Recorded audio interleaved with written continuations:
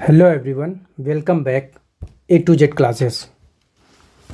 आज हम बहुपद की पहचान करना सीखेंगे कि बहुपद को कैसे पहचानते हैं और बहुपद की घात तथा बहुपद का गुणांक। आज तीन चीज़ें सीखेंगे: बहुपद की पहचान, बहुपद में गुणांक को देखना और बहुपद में घात को पहचानना।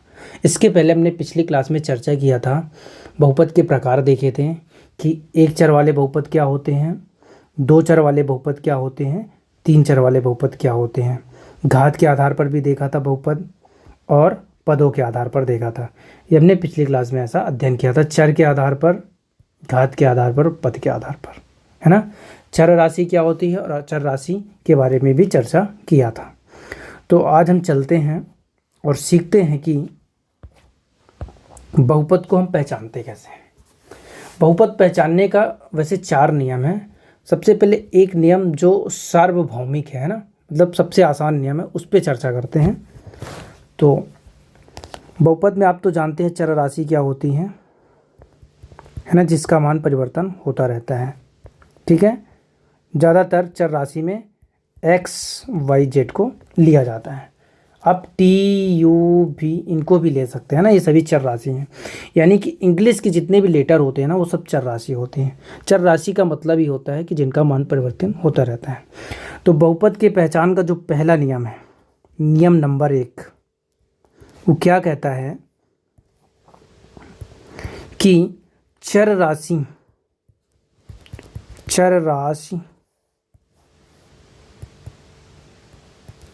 को चर राशि की घात पूर्ण संख्या होनी चाहिए। पूर्ण संख्या होनी चाहिए, ये नियम है। एक नियम पे आप सीधा बहुपद पहचान लेंगे। इसके अलावा भी बताएंगे। पहला एक नियम क्या कहा गया है कि जो चर राशि है उसकी घात क्या होनी चाहिए? पूर्ण संख्या। अब बात आती है कि पूर्ण संख्या क्या होती है। जब चैप्टर शुरू हुआ था तब शुरू में हमने बताया था कि पूर्ण संख्या क्या होती है। पूर्ण संख्या क्या होती है? जो जीरो से शुरू होती, 0 1 2 3 4 5, कहाँ तक? अनंत तक। ये सभी पूर्ण संख्याएं कहलाती हैं। यानी कि जब आप चर राशि लिखेंगे, है ना, और उसकी घात में ये संख्याएं दिख जाएं, इसका मतलब वो सभी क्या होंगे? बहुपद होंगे। उदाहरण देखते हैं और वहाँ से समझते हैं। उदाहरण नंबर पहला, मैंने लिखा x। अब आप बताइए क्या x बहुपद है? तो सबसे पहले x की घात देखते हैं। इसकी घात कुछ नहीं है, मतलब क्या है? 1 है। जब किसी भी संख्या में, जैसे मान लो मैंने लिखा 7, इसके ऊपर कुछ नहीं दिख रहा है, मतलब इसकी घात क्या है? 1। उसी तरह से यहाँ पर एक चर लिखा हुआ है x, इसकी घात कुछ नहीं दिख रही थी, मतलब 1 हमने उसके ऊपर लिख दिया, है ना। तो इसकी घात क्या है? 1। अब आप बताइए क्या 1 पूर्ण संख्या है? तो आप बोलेंगे जी हाँ, बिल्कुल 1 पूर्ण संख्या है। अतः x हमारा क्या हो गया? बहुपद है। अतः x क्या है? बहुपद है। और देखते हैं उदाहरण। मैंने लिखा x + y + 3z स्क्वायर लिख दिया। ठीक है, सबसे पहले पद में देखते हैं x की घात क्या है? 1। दूसरे पद में y की घात क्या है? 1। तीसरे पद में z की घात क्या है? 2। घात किसकी देखना है? चर राशि की देखना है। घात किसकी देखना है? चर की। तो आप देखिए यहाँ पर जितने भी चर हैं, 3 चर हैं, x y और z। तीनों की जो घात है पूर्ण संख्या है। तीनों की घात क्या है? पूर्ण संख्या है। इसलिए ये क्या है? एक बहुपद है। आई बात समझ में? और उदाहरण देखते हैं। जितने आप उदाहरण सॉल्व करेंगे उतना ज़्यादा कंसेप्ट ठीक होता चला जाएगा। मैंने लिखा 3u³ + 5y² - 3x²। ठीक है, सबसे पहले देखते हैं। शुरू में एक चर लिखा हुआ है u। क्या लिखा हुआ है? u। इसकी घात कितनी है? 3। y की घात कितनी है? 2। और x की घात कितनी है? 2। तो आप देखेंगे तीनों जगह पर कैसी संख्याएं लिखी हुई हैं? पूर्ण संख्याएं लिखी हुई हैं। 3 भी पूर्ण संख्या है, 2 भी है और ये भी 2 पूर्ण संख्या है। अर्थात ये जो यहाँ पर एक लिखा हुआ है कुछ ना कुछ बीजीय व्यंजक, ये हमारा क्या है, बहुपद है। तो बहुपद का पहचान का जो पहला नियम कहता है कि जो चर राशि है या चर है उसकी घात पूर्ण संख्या होनी चाहिए। एक और उदाहरण देखते हैं। -5y की घात 7 -3z square plus 5x cube -2y की घात 1। एक यहाँ पर बीजीय व्यंजक लिखा हुआ है -5y की घात 7 -3z की घात 2 5x की घात 3 2y की घात 1। आप बताइए कि ये बहुपद है कि नहीं। तो आप किसकी घात देखेंगे, चर की, ना कि अचर की। ठीक है, इसकी घात 7 है, z की घात 2 है, x की घात 3 है और y की घात 1 है। आप देखिए ये सभी क्या हैं, पूर्ण संख्याएं हैं, अर्थात दिया गया बीजीय व्यंजक बहुपद है। ठीक है, एक और उदाहरण, करणी 7x स्क्वायर,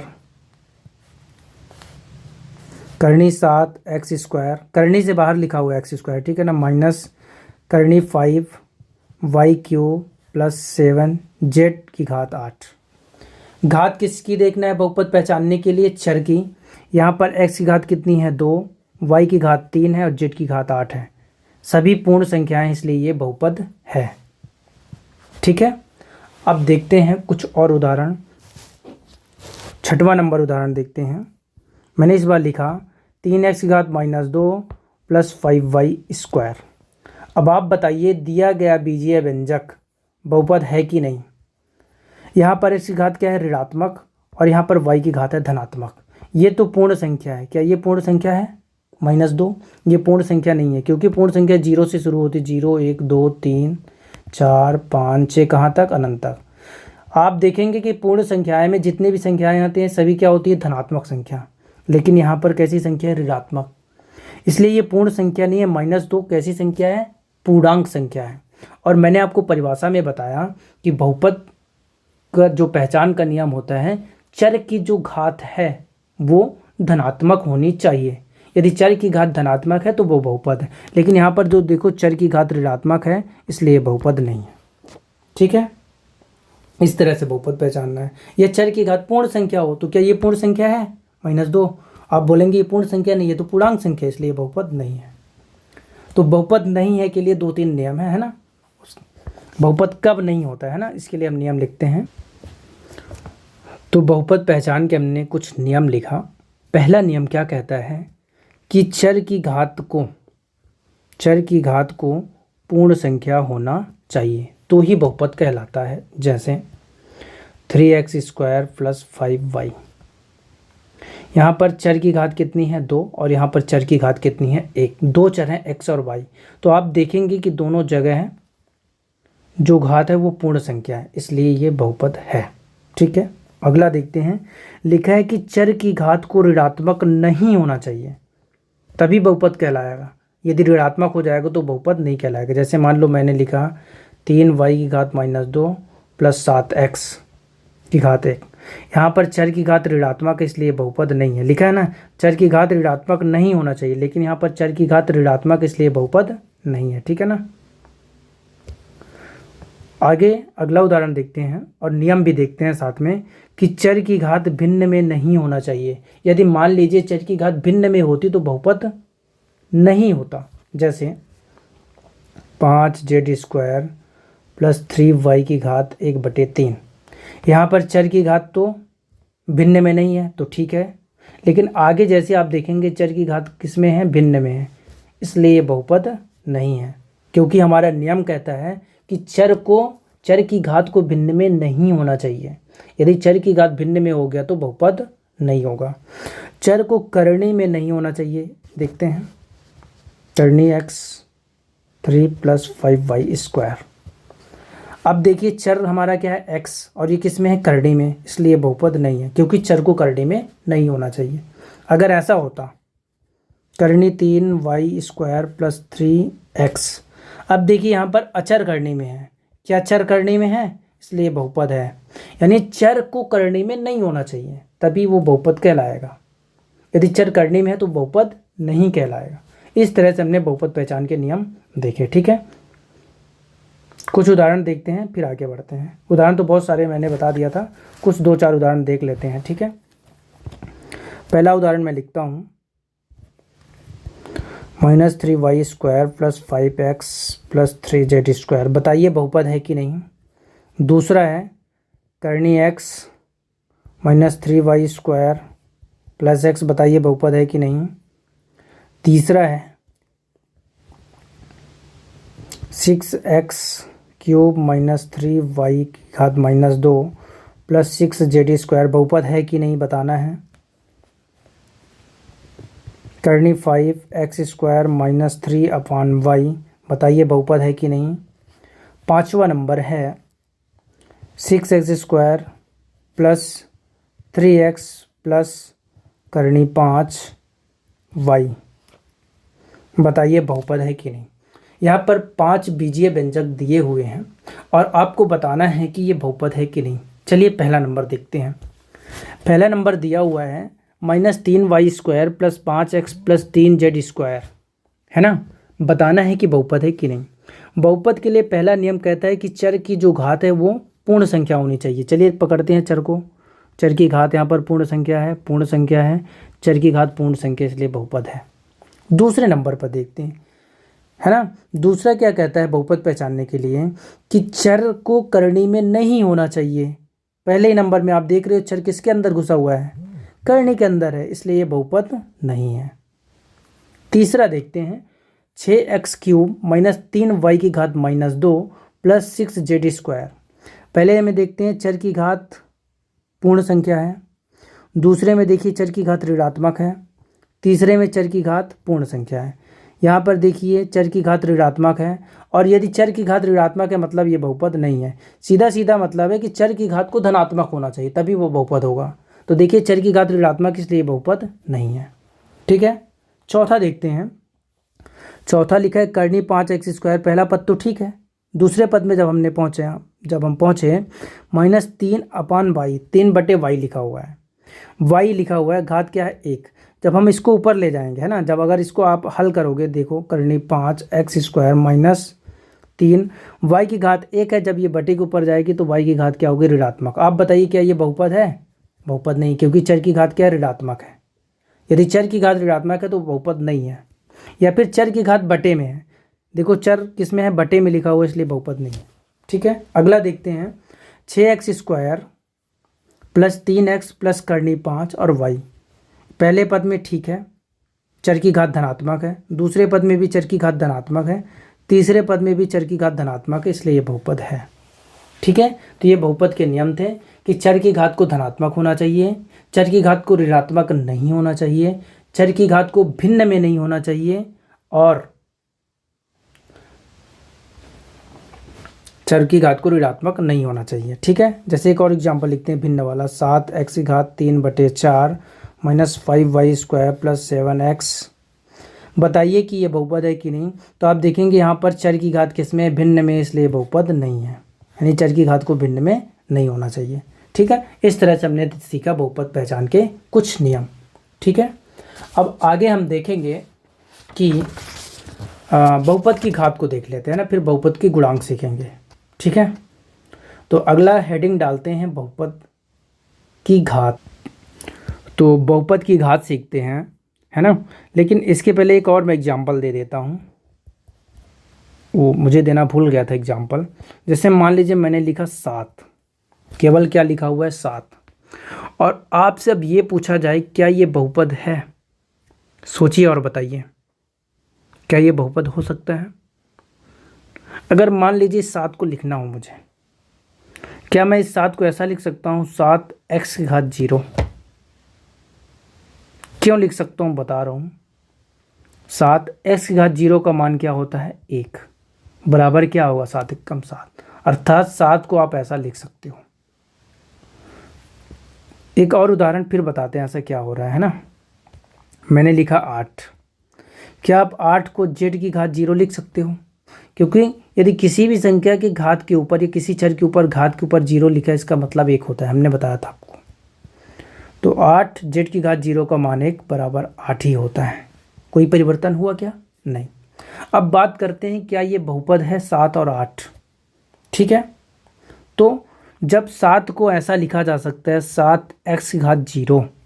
अब आप देखिए यहाँ पर चर की घात क्या है 0, और 0 क्या है पूर्ण संख्या है, पूर्ण संख्या इसलिए बहुपद है।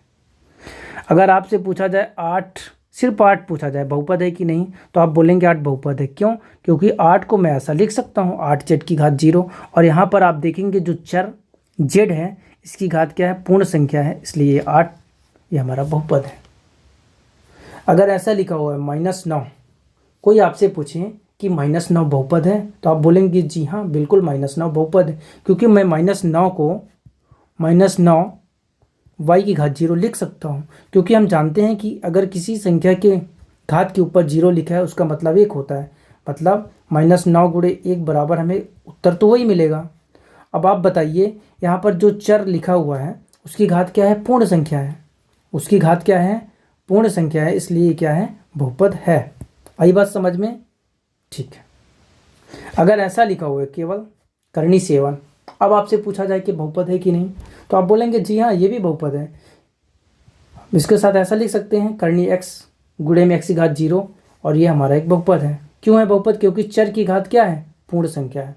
हमेशा घात चर की देखना है। यदि चर की घात पूर्ण संख्या हो, चर की घात क्या हो धनात्मक हो, तो वो बहुपद कहलाते हैं। और बहुपद कब नहीं कहलाएंगे? यदि चर की घात ऋणात्मक हो, चर की घात भिन्न में हो, चर करनी में हो, और चर बटे। ठीक है, इस तरह से बहुपद पहचान के नियम होते हैं। तो अब हम बात कर रहे थे बहुपद की घात, है ना। तो बहुपद की घात क्या होती है? चर की सबसे बड़ी घात बहुपद की घात कहलाती है। चर की, किसकी घात देखेंगे? चर की। तो चर की सबसे बड़ी घात बहुपद की घात कहलाती है। पहले लिखते हैं परिभाषा। तो मैंने परिभाषा लिखा, चर की सबसे बड़ी घात बहुपद की घात कहलाती है। ऐसे परीक्षा में सवाल आते हैं कि बहुपद की घात लिखिए या बहुपद की घात बताइए, तो आपको एक ही कंसेप्ट याद रखना है कि चर की सबसे बड़ी घात, किसकी? चर की सबसे बड़ी घात बहुपद की घात कहलाती है। जैसे उदाहरण देखते हैं, मैंने एक साधारण सा बहुपद लिखा x + y² + 3z³। ठीक है, x + y² + 3z³। पहले पद में देखिए इसकी घात क्या है 1, दूसरे पद की घात है 2, और तीसरे पद में चर की घात देनी, हमेशा चर की घात है 3। बताइए तीनों में सबसे बड़ी घात क्या है? चर की, है ना। किसकी? चर की 3। इसलिए बहुपद की घात क्या होगी? आप उत्तर में लिखेंगे कि बहुपद की घात 3 है, ये 3 होगी। ठीक है, और देखते हैं एग्जाम्पल।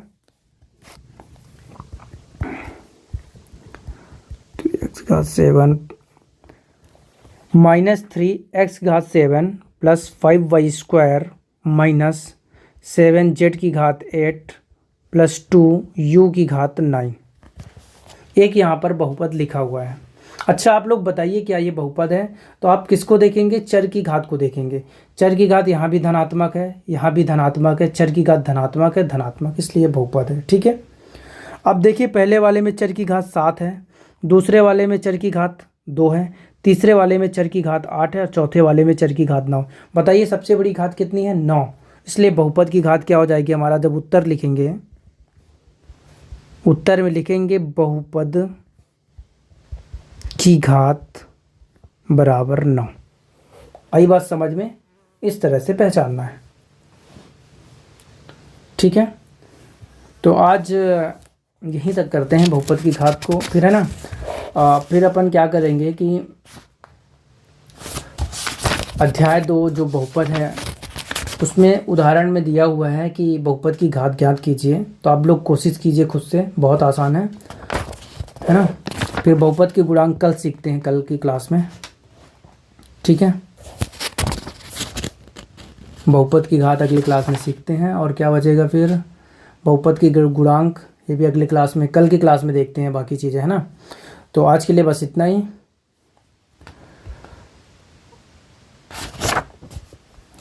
और आपसे रिक्वेस्ट है कि मेरे चैनल को सब्सक्राइब ज़रूर कर लें, और यदि आपको जहाँ भी समझ में ना आ रहा हो तो ज़रूर पूछें। कमेंट करके बताएं कि आपको ऐसा कौन सा पॉइंट है, एक ऐसा कौन सा कंसेप्ट है जो समझ में नहीं आ रहा है।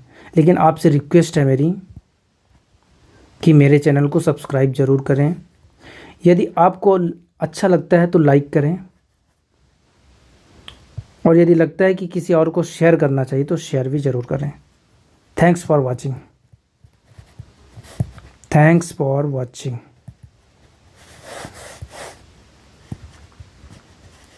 बाय।